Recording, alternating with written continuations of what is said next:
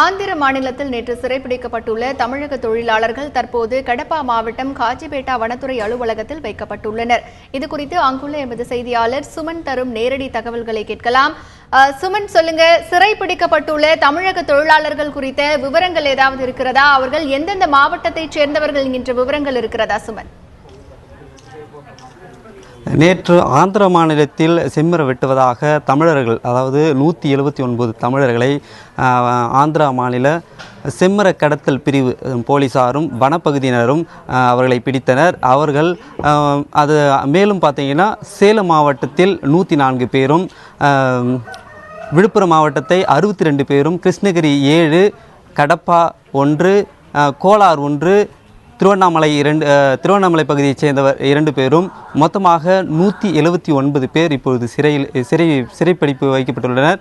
அவர்களை 4 மணிக்கு காட்சிப்படுத்துவதாகவும் அதன் பிறகு அவர்களுக்கு மருத்துவ பரிசோதனை செய்து சிறையில் போடுவதற்கான ஆயத்த பணிகளை இப்போ ஏற்படுத்தி வருகின்றனர்.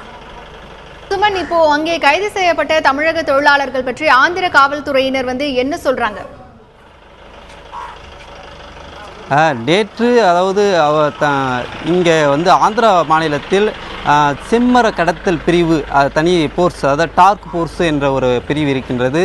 அவர்களுக்கு தகவல் வந்ததின் பேரில் 200க்கும் மேற்பட்ட தமிழர்கள் செம்மர வெட்டுவதாக தகவல் வந்ததின் பேரில் காஜிபேட்டா, அதாவது தெப்பத்தூர் என்ற பகுதியில், வனப்பகுதியில், சேஷாசலம் என்ற வனப்பகுதியில், அடர்ந்த வனப்பகுதியில் செம்மர வெட்டுவதாக தகவலின் பேரில் அவர்களை சுற்றி பிடித்து அவர்களை, அதாவது இங்கே வனப்பகுதியினரும் செம்மர கடத்தல் பிரிவினரும் தற்போது அவர்களை சுற்றி பிடித்து நேற்று காலை முதலே தேடுதல் வேட்டையில் பணியின் போது 179 பேரை சிறைப்பிடித்தனர்.